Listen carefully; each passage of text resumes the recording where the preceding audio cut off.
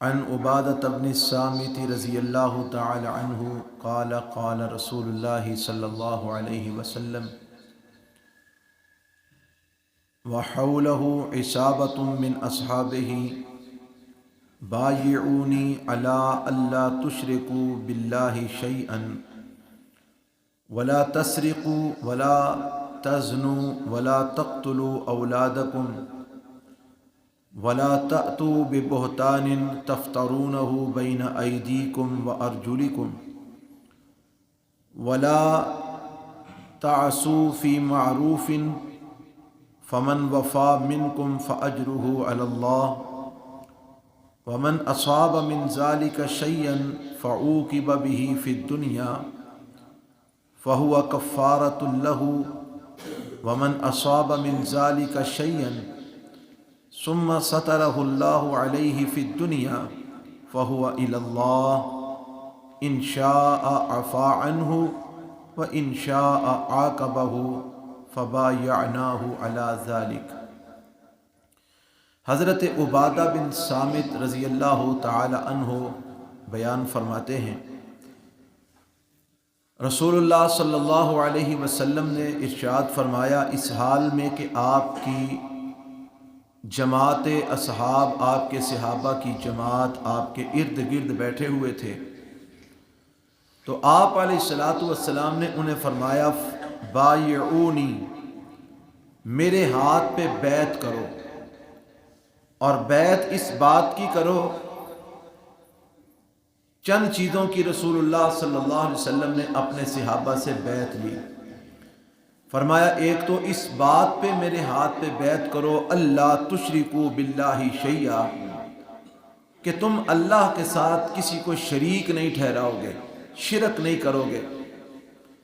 دوسرا اس بات پر میرے ہاتھ پہ بیعت کرو ولا تسرقوا، تم چوری نہیں کرو گے۔ تیسرا اس بات پر میرے ہاتھ پہ بیعت کرو ولا تزنوا، تم زنا نہیں کرو گے۔ چوتھا اس بات پر میرے ہاتھ پہ بیعت کرو ولا تقتلوا اولادکم، تم اپنی اولادوں کو قتل نہیں کرو گے۔ اور فرمایا آپ نے ولا تأتوا ببہتان تفترونہ بین ایدیکم وارجلکم، پانچویں نمبر پر اس بات پر میرے ہاتھ پہ بیعت کرو کہ تم کسی کے اوپر جھوٹی تہمت زنا یا بدکاری کی نہیں لگاؤ گے۔ اور چھٹے نمبر پر فرمایا ولا تعصوا فی معروف، تم نیکی کے کاموں کے اندر نافرمانی نہیں کرو گے۔ یہ 6 چیزوں کی بیعت اللہ کے پیغمبر صلی اللہ علیہ وسلم نے اپنے صحابہ سے لی۔ کون کون سی چیزیں؟ ایک یہ کہ اللہ کے ساتھ کسی کو شریک نہیں بناؤ گے، دوسرا یہ کہ تم چوری نہیں کرو گے، تیسرا یہ کہ تم زنا نہیں کرو گے، چوتھا یہ کہ تم اپنی اولاد کو قتل نہیں کرو گے، پانچواں یہ کہ تم کسی کے اوپر تہمت اور الزام تراشی نہیں کرو گے، اور چھٹا یہ کہ تم نیکی کے کاموں کے اندر نافرمانی نہیں کرو گے۔ یہ 6 چیزوں کی بیعت اللہ کے پیغمبر علیہ السلام نے صحابہ کرام سے لی۔ تو یہ جو بیعت اللہ کے پیغمبر صلی اللہ علیہ وسلم نے اپنے صحابہ سے لی، انہی چیزوں کا حکم اللہ کے پیغمبر علیہ السلام نے قیامت تک کے آنے والے ہر امتی کو دیا ہے۔ گویا ہم نے اللہ کے پیغمبر صلی اللہ علیہ وسلم کو دیکھا تو نہیں، ہم نے آپ کے ہاتھ پر ہاتھ رکھ کے بیعت تو نہیں کی، لیکن آپ علیہ الصلاۃ والسلام نے اپنے حکم کے ذریعے ہمیں بھی ان چیزوں کا پابند کیا ہے جن کی بیعت اللہ کے پیغمبر علیہ الصلاۃ والسلام نے اپنے صحابہ کرام رضوان اللہ علیہ مجمعین سے لی۔ وہ کون کون سی چیزیں ہیں؟ شرک نہیں کرنا، دوسری چیز چوری نہیں کرنی، اور یہ بات یاد رکھیں چوری چوری ہی ہوتی ہے، چاہے وہ تھوڑی چیز کی ہو چاہے وہ زیادہ چیز کی ہو۔ پنجابی کا ایک محاورہ ہے، چوری چوری ہوندی ہے پاویں ککھ دی ہوئے تے پاویں لکھ دی ہوئے، یعنی جو چیز آپ نے کسی کی چرانی ہے وہ معمولی سی بھی ہو پھر بھی وہ چوری ہے، اور اگر وہ بڑی قیمت والی ہو تو پھر بھی چوری ہے۔ کسی کے 10 روپے آپ اٹھائیں، 5 روپے اٹھائیں، چوری کریں، وہ بھی چوری ہے۔ اور اگر آپ کسی کا 500 یا 5000 چرائیں گے تو وہ بھی چوری ہے، چوری چوری ہی ہے۔ تو اس لیے رسول اللہ صلی اللہ علیہ وسلم نے ہمیں چوری کرنے سے منع کیا ہے۔ تو جو لوگ چوریاں کرتے ہیں گویا وہ اللہ کے پیغمبر صلی اللہ علیہ وسلم کی بیعت کو بھی توڑتے ہیں اور آپ علیہ الصلوۃ والسلام کے حکم کی خلاف ورزی کرتے ہیں۔ اور پھر آپ نے فرمایا ولا تزنوا، زنا بھی نہیں کرنا۔ زنا سے بھی اللہ کے پیغمبر علیہ الصلوۃ والسلام نے اپنے صحابہ سے بیعت لی کہ میرے ہاتھ پہ بیعت کرو کہ زنا نہیں کرو گے۔ اور قیامت تک آنے والے لوگوں کو بھی اللہ تعالیٰ کے پیغمبر علیہ السلام نے یہ حکم دیا ہے۔ اور قرآن کے اندر بھی اللہ تعالیٰ نے یہ حکم دیا ہے۔ قرآن کے اندر متعدد مرتبہ اللہ نے یہ بات کہی ہے کہ زنا کے قریب نہ جاؤ، لا تقربوا الزنا، زنا کے قریب بھی نہ جاؤ، یعنی ایسے اعمال بھی نہ کرو کہ جن کی وجہ سے تم زنا کا ارتکاب کر سکتے ہو، اس کے مرتکب ہو سکتے ہو۔ تو زنا کرنے سے بھی اللہ اور اس کے رسول نے مسلمانوں کو اور انسانوں کو روکا ہے۔ آگے فرمایا اپنی اولاد کو قتل نہیں کرنا۔ اولاد کو قتل کرنے کا مطلب کیا ہے؟ یہ قرآن میں بھی بات موجود ہے کہ اس وقت کے لوگ جب اسلام آیا تھا وہ بیٹیوں کو قتل کر دیتے تھے۔ اگر ان کو پتہ چلتا کہ ہمارے ہاں بیٹی پیدا ہوئی ہے تو اس کو زندہ درگور کر دیتے، گھڑا کھود کے اس کو دفن کر دیتے۔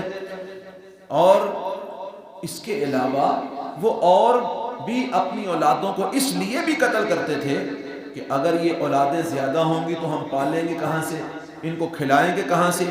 اسی لیے اللہ تعالیٰ نے قرآن میں کہا لا تقتلوا اولادکم من املاق، فقر کے ڈر سے، تنگ دستی کے ڈر سے اپنی اولادوں کو قتل نہ کرو۔ تو آج بھی لوگ اپنی اولادوں کا قتل کرتے ہیں اس وجہ سے کہ اگر بچے زیادہ ہوں گے تو ان کو کھلائیں گے کہاں سے، ان کی ضروریات کیسے پوری کریں گے، مہنگائی پہلے ہی بہت زیادہ ہے۔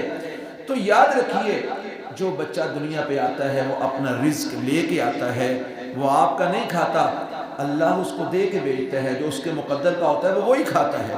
لہٰذا اولادوں کو قتل کرنے سے بھی رسول اللہ صلی اللہ علیہ وسلم نے منع کیا اور فرمایا کہ کسی پر تہمت نہ لگاؤ، یعنی آپ نے اگر کسی کو برائی کرتے نہیں دیکھا، کسی کو زنا کرتے نہیں دیکھا تو اس پر زنا کی تہمت نہ لگاؤ۔ لا تأتوا ببہتان تفترونہ بین ایدیکم وارجلکم، یعنی کسی پر زنا کی تہمت نہیں لگانی، کسی کے اوپر الزام تراشی نہیں کرنی، اس سے بھی اللہ کے رسول علیہ السلام نے منع فرمایا۔ اور چھٹی چیز فرمایا ولا تعصوا فی معروف، نیکی کے کاموں کے اندر نافرمانی نہیں کرنی بلکہ اللہ اور اس کے رسول کی فرما برداری کرنی ہے اور ان کا حکم مان کر نیکی کے کام کرنے ہیں۔ تو رسول اللہ صلی اللہ علیہ وسلم نے یہ ساری بیعت لے کے آخر میں فرمایا فمن وفا منکم فاجرہ علی اللہ، جس نے اس بیعت کو توڑا نہیں، ان کاموں کو نبھایا، پورا کیا، تو اس کا اجر اللہ پر ہے، اللہ اس کو اجر دے گا۔ ومن اصاب من ذلک شیئا، اور جو ان کاموں میں سے کسی کام کا مرتکب ہوا، شرک کیا، زنا کیا، یا بہتان درازی کی، چوری کی، یا نافرمانی کی، یا کسی کو قتل کیا اپنی اولاد کو، تو مطلب یہ کہ ان کاموں میں سے کسی کام کا مرتکب ہوا پھر اس کو اس کی سزا دنیا میں مل گئی، فہو کفارۃ لہ، تو وہ اس کے گناہ کا کفارہ بن جائے گا اور وہ آخرت کے عذاب سے بچ جائے گا۔ اور ومن اصاب من ذلک شیئا ثم سترہ اللہ فی الدنیا، اور جس نے ان کاموں میں سے کوئی کام کیا پھر اللہ نے اس پر پردہ ڈال دیا اور اللہ نے اس کو دنیا میں سزا نہیں دی، تو فرمایا اب اس کا معاملہ الی اللہ، اللہ کی طرف ہے، ان شاء عفا عنہ و ان شاء عاقبہ، اللہ چاہے تو اس کو معاف کر دے، چاہے تو اس کو سزا دے۔ یہ اللہ کے پیغمبر علیہ السلام نے ان باتوں پر اپنے صحابہ سے بیعت لی۔ تو صحابہ فرماتے ہیں حضرت عبادہ بن صامت رضی اللہ تعالی عنہ فبایعناہ علی ذالک، ہم نے اس بات پر اللہ کے رسول صلی اللہ علیہ وسلم کے ہاتھ پر بیعت کر لی۔ تو یہ صحابہ نے اللہ کے نبی کے ہاتھ پر بیعت کی تھی، تو ہم بھی چونکہ ہم نے کلمہ پڑھا ہے رسول اللہ صلی اللہ علیہ وسلم کا، تو جو احکامات آپ نے اپنے صحابہ کو دیے ہم بھی ان کے پابند ہیں، تو یہ ہمارے لیے بھی اسی طرح احکامات ہیں جس طرح صحابہ اکرام رضوان اللہ علیہم اجمعین کو آپ نے کہا تھا، ہم بھی ان چیزوں کے اسی طرح پابند ہیں۔ تو اگر ہم بھی ان کاموں کی پابندی کریں گے تو انشاءاللہ اللہ کے ہاں اجر پائیں گے، اور اگر نہیں کریں گے پابندی، ان کاموں کے مرتکب ہوں گے، تو پھر اس کا معاملہ اللہ کے ہاں ہے۔ اللہ دنیا میں سزا دے دے یا آخرت میں سزا دیتا ہے یا ویسے معاف کر دے، وہ غفور الرحیم ہے۔ تو اللہ سے اپنے گناہوں کی معافی بھی مانگتے رہنا چاہیے، استغفار کرتے رہنا چاہیے۔ اس نے کہا ہے لا تقنطوا من رحمت اللہ، اللہ کی رحمت سے مایوس نہ ہو وہ، لیکن یہ تبھی ہوگا جب ہم اللہ کی طرف رجوع کریں گے، اور اگر رجوع اللہ کی طرف نہیں کریں گے تو پھر یہ کہتے رہنا کہ اللہ کی رحمت بڑی ہے، اللہ کی رحمت بڑی ہے۔ تو جب اللہ کی رحمت کو حاصل کرنے کی ہم نے کوشش ہی نہیں کی تو پھر ہمیں کیسے رحمت اس کی ملے گی؟ تو اللہ کی رحمت ملے گی اسی کو جو اللہ کی رحمت حاصل کرنے کی کوشش کرے گا، برے اعمال کو ترک کر کے اور اب اللہ کے حضور معافی مانگ کے، توبہ کر کے، اللہ سے اپنے گناہوں کا استغفار کر کے اللہ کی رحمت ہم حاصل کر سکتے ہیں۔ اللہ مجھے اور آپ کو ان کاموں سے بچنے کی توفیق عطا فرمائے، اور ہمیں ہمیشہ اپنے رب سے توبہ کرنے کی اور استغفار کرنے کی توفیق عطا فرمائے۔ سبحانک اللہم و بحمدک، اشہد ان لا الہ الا انت، استغفرک و اتوب الیک۔